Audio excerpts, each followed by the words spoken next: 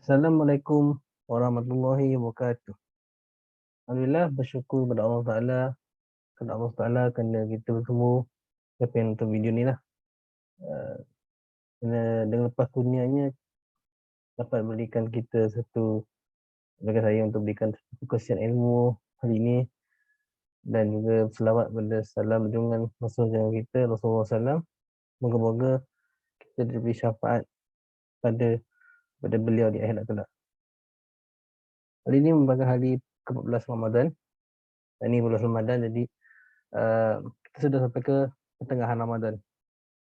Dan semoga kita sentiasa istiqomah melakukan amal sunat Ramadan seperti baca Quran, solat tahajud, solat tarawih utamanya, supaya kita sentiasa istiqomah dan sampailah kita di hujung-hujung Ramadan kita lagi istiqomah di kemuncak, iaitu di 20 ke atas tu.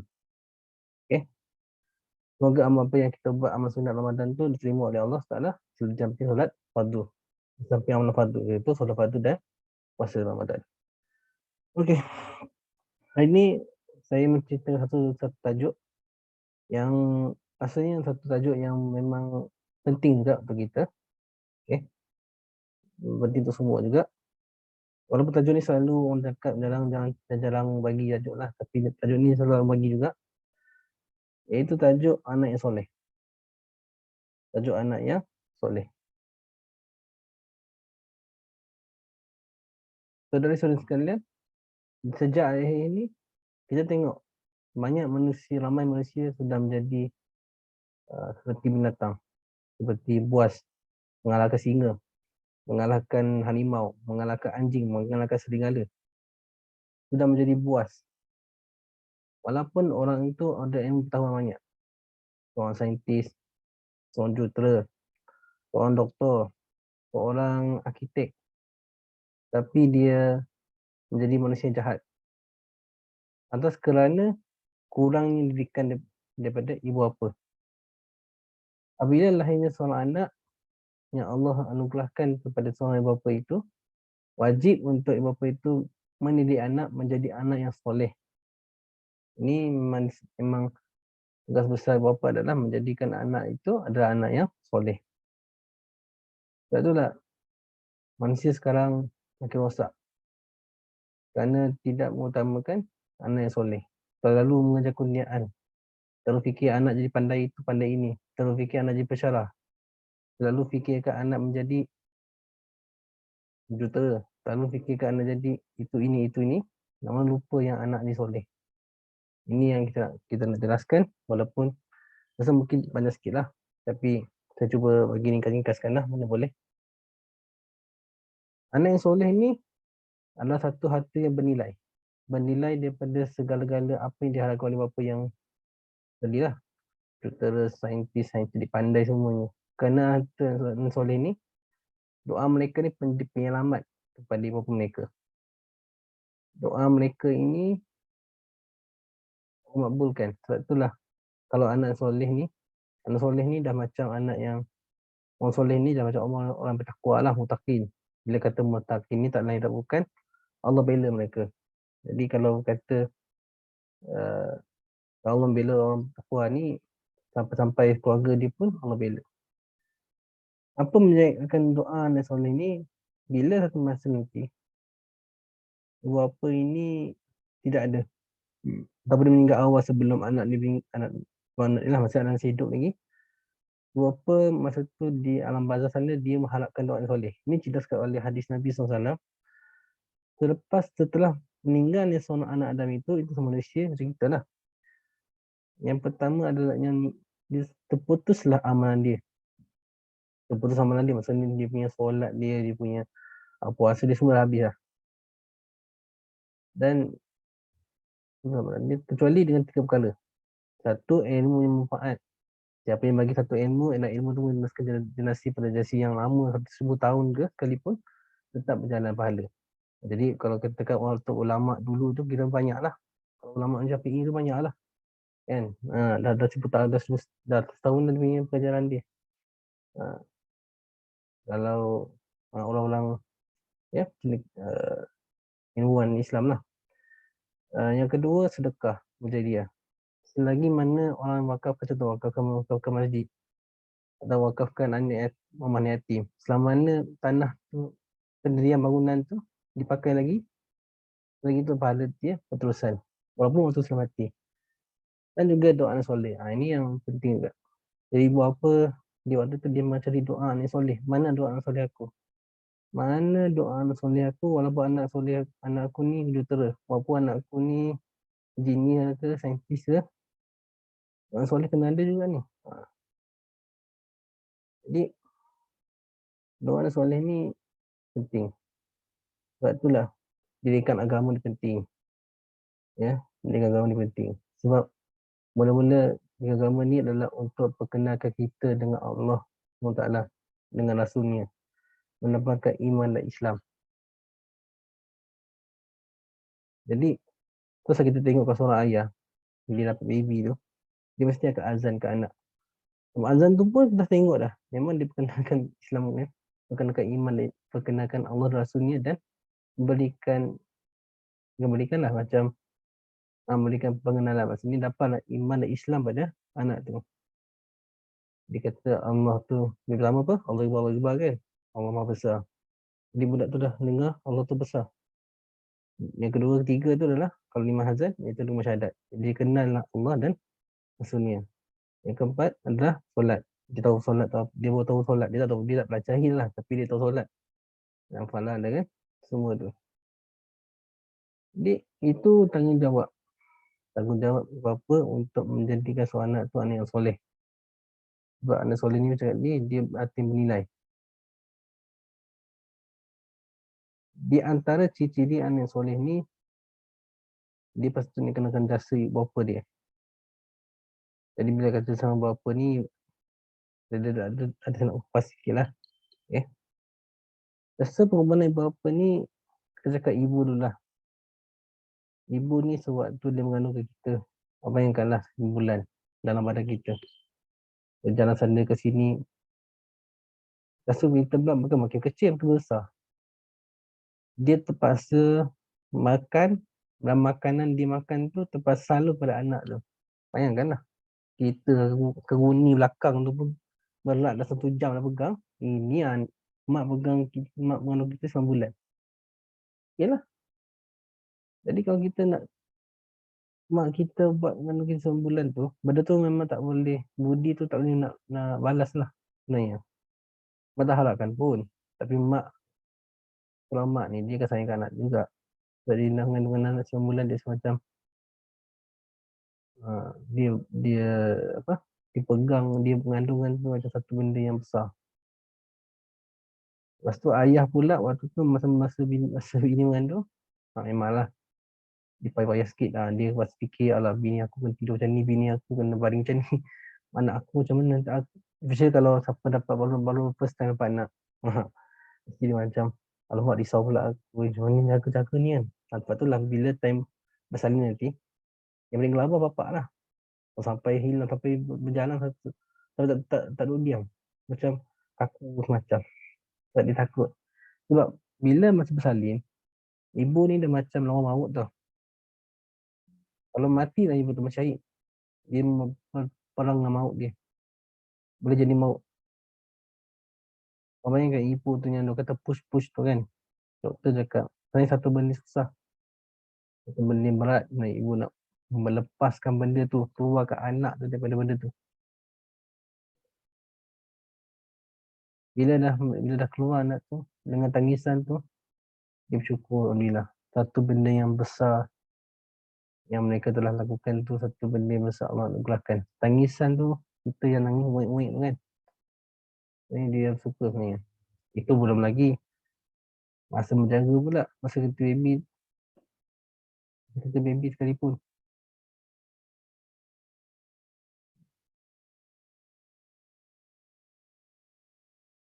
Masa kita baby sekalipun. Kita tidur, nak kena jaga pula, menghadap pula. Dia tak minta bantuan orang lain lagi. Atau dia tak minta bantuan nursery, tak minta bantuan mak bapak dia. Dia pasangan tu je ke? Mak bapak tak pasal menghadap. Tidur. Mak bapak langsung hadap. Ini jasa apa. Sekolah sekadar itu saya cakap lah. Belum lagi pasal benda lain. Cukup sekadar itu. Jadi, seorang anak ni, anak soleh ni satu benda yang dia kena utamakan. Bapa dia lah. Keutamaan bapa dia ketaatan bapa dia selepas Allah Rasul. Sebab itulah orang yang rosak ni, kenapa dia rosak? Kerana dia terlampau cintakan kasih dia. Pada orang lelaki pula, mungkin dia terlalu sayang ke isteri sampai lupakan ibu bapa dia. Itu bahaya juga tu. Sebabkan benda tu lah, benda-benda macam ni boleh buat bersinggung. Sini saya nak ceritakan satu kisah. Kisah seorang sahabat, Alqamah nama dia. Bila kata sahabat ni, apa faham lah amal ibadah dia. Kan, amal ibadah sahabat banyak. Kan, orang lah dia puasa dia, sunat lagi sunat tu. Yang fardu dia buat, yang sunnah dia buat lah. Alqamah ni dia anak yatim. So, dia seorang ibu je bapa meninggal. Dia orang anak yang sayang, anak macam orang kata apa? Anak ibu, anak mak tentulah. Sebab rumah dia rumah ni dengan masjid. Kan, rumah ni masjid, tengah-tengah tu rumah mak dia. Jadi setiap pagi dia pergi masjid, dia kasi mak dia pergi masjid. Lepas tu semayat, lepas solat semua tu, habis dia malam ke masjid, pergi balik rumah dia, pergi rumah dia. Satu hari tu, ibu dia nak datang rumah dia. Dia salam mak kan. Dia solat kat rumah, nak datang tengok anak pula. Walaupun rumah anak tu taklah jauh sangat pun. Tapi salam mak kan, sayang anak. Mak dia kata, Kamah. Dia macam ni lah ayat dia. Kamah, mak ni datang rumah ni mak ada buat tangan ni. Ni buat tangan ni kamu nanti kita makan kat rumah mak, kat rumah kamu lah. Ada buat tangan tu. Okey, cakap okey lah. Dia cakap kat bini dia. Ni nanti mak datang nanti, kita buat majlis kecukuran rumah ni lah. Yang makan buat tangan tu, diletak kat dapur. Padahal mak dia kata dia sebelum sediakan masa majlis tu. Sebab tu majlis tu, mak dia datang. Macam nak sembang apa kan, apa khabar baik, macam mana kita kat rumah semua, macam mana dengan semua kan. Dan ni mak dia masa nak hidang tu, makanan tu, mak tengok buah tangan tu mak tak ada pula. Tak ada buah tangan tu. Mak dia tersinggung. Dia rasa macam aku buat lain, mana mak. Dia rasa seolah-olah sebab yang masak tu mesti isteri dia kan. Mak dia rasa macam Alqamah tu melebihkan isteri pada mak dia. Jangan isu pasal makan je. Tapi mak tak nak makan. Aku mau pujuk mak makan lah mak. Yang bini pun kata mak makan lah mak. Tak apalah, tak payahlah. Mak dia pula. Dia pergi balik rumah. Tak ada ke rumah. Alqamah tu pengejar mak dia. Dia kata tak apa ke rumah tu. Sampai satu hari tu dia nazak. Sahabat tu tolong dia ucap. Dia nazak. Sakit. Pasal nazak. Tahu tak ada ucap. Masyarakat. Sahabat tolong si punya. Cuma ada dia ni. Sah pula dia tengok Alqamah tak sebut ni. Sah. Jadi kalau zaman tu dia mesti cari siapa lagi. Kau bukan Rasulullah SAW zaman tu. Jadi Rasulullah SAW datang. Rasul tengok. Ni mak dia hidup tak mak dia ni? Ada. Ada Rasulullah. Pergi panggil mak dia. Mak dia Rasulullah SAW tanya. Ada tak sekali dia pernah berdosa dengan awak? Ada. Mak saya. Rumah ni baik orang dia. Orang ni soleh. Dia taat dengan Allah, taat dengan Rasulullah, taat dengan saya je. Saya tanya lagi, terus saya tanya lagi. Ada tak dia buat ni sampai tak ucap semua syahadat ni? Tak ada, dia okey dia okey. Sometimes sekali 3 kali pula. Ada tak? Cuba kamu ingat balik. Dia kata. Ada tak dia buat? Tak ada. Dia ada. Jadi Rasulullah SAW tu. Sekarang ni, kita sediakan kayu. Sekarang sahabat dan nak kamu semua sediakan kayu api. Kita bakar je Alqamah ni. Kejut mak dia. Mak dia takut. Mak dia betul, mak dia cakap. Mak dia teringat. Hal itu lah mana cerita peristiwa yang singgung tu. Rasulullah SAW kata, itu dosa tu lah kamu kena ampunkan. Dosa tu kamu kena ampun kau. Tidak, anak kamu macam tu, dia kata. Jadi bila mak dia kata dia ampunkan dosa tu, anak dia boleh mengucap dan meninggal lah. Dan bayangkan, benda tu bukannya dia dah ke mak dia pun. Bukannya dia melawan ke dia suara mak dia, tak ada. Dia bukannya dia marah mak dia, tak ada. Hanya sekadar mak dia salah faham. Mungkin dia betul-betul letak pasangan tu dekat lapuk tu sebab tak nak misahkan mak dia tu lah. Tapi mak dah kata macam ni. Mak kata orang lain buat benda lain.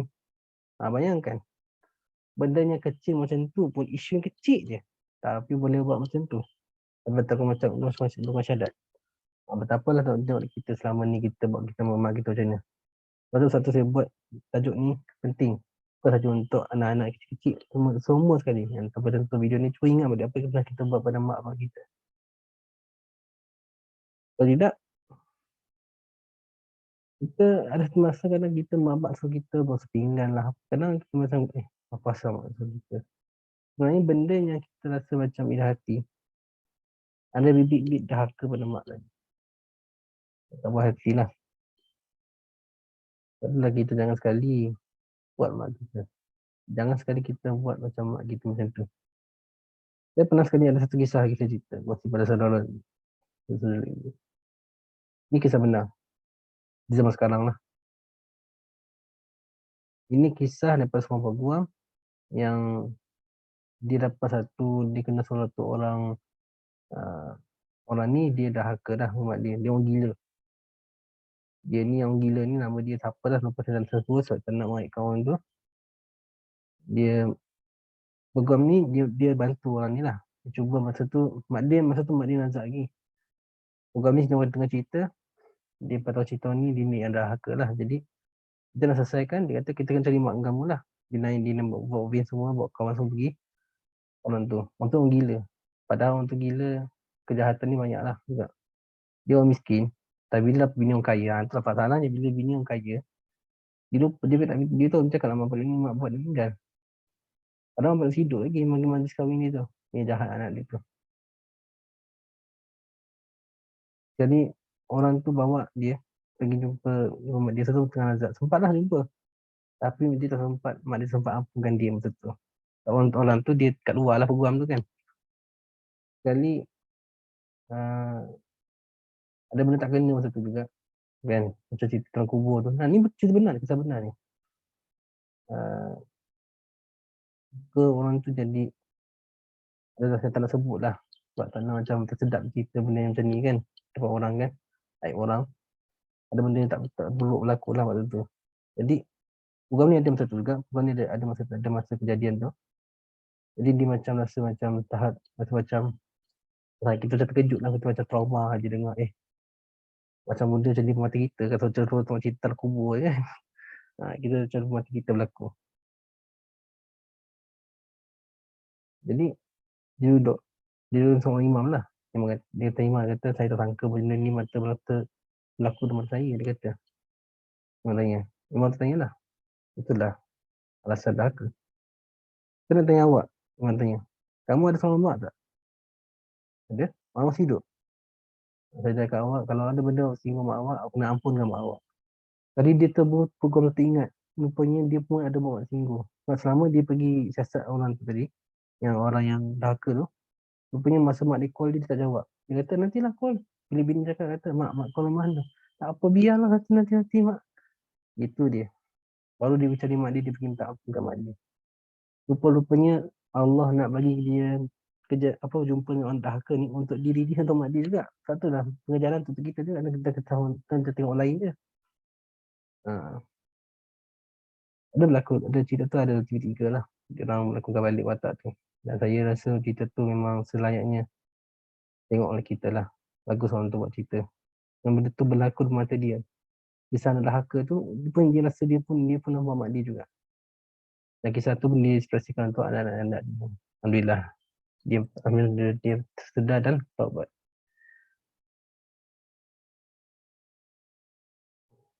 Itulah. Ya.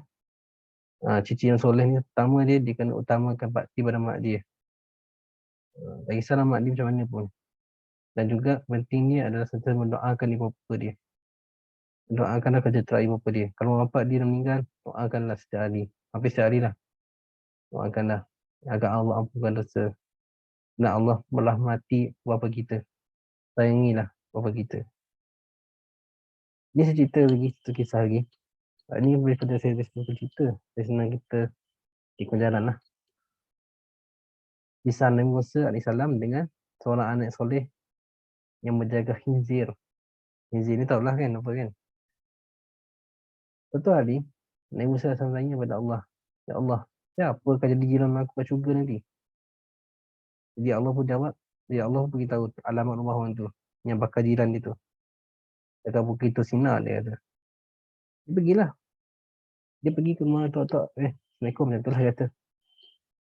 Betul orang tu rumah buka pintu. Lepas tu masa tu tuan rumah tu mungkin dia tak sempat tegur siapa. Dia sibuk kerja dia. Dia mesti tengok lah apa kerja dia. Apa sibuk sangat tuan rumah ni. Dia menjaga khinzir. Dia menjaga khinzir. Dia mandikan khinzir. Dia bagi makan. Dia bagi tu. Lepas tu dia peluk cip khinzir. Dua ekor khinzir besar tu.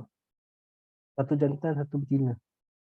Yang hantar ke bilik lagi. Lepas tu tukar lagi satu jantan. Jaga je, berjaga-jaga. Makan minum khinzir. Cium lagi, peluk cium. Nombor saya heran lah. Dia takkan orang ni jadi jiran aku. Dan wahai saudara. Saudara ni agama apa sebenarnya? Ini agama Tauhid. Kata. Kalau zaman dulu panggil agama Tauhid lah. Zaman tu. Yang benar ni agama Tauhid. Yang sebelum dikatakan Islam. Mana boleh kita, kamu Tauhid, mana boleh kita buat benda macam ni, kata. Tak boleh jaga hizib ni, kata. Jadi saudara Tuan Rumah cakap kata, sebenarnya nak cakap ni, hizib, dua kuih hizib ni, jantan betina ni, adalah mak saya. Suatu hari mak saya pernah melakukan dosa sehingga Allah murka dan jadikan mereka hizib hodoh. Tapi itu dosa mereka tu, dosa mereka. Saya sebagai anak kenalah bakti, kena jaga mak bapak saya walaupun di hizib sekalipun. Walaupun dah jadi hizib tu bakti jaga. Dan aku selalu doakan Allah agar apa yang Allah bala tu bukan boleh jadi manusia, tapi tak jadi. Tapi aku takkan putus doa aku supaya Allah sentiasa ampunkan Allah agar Allah ampunkan dosa mereka. Allah mesti faham.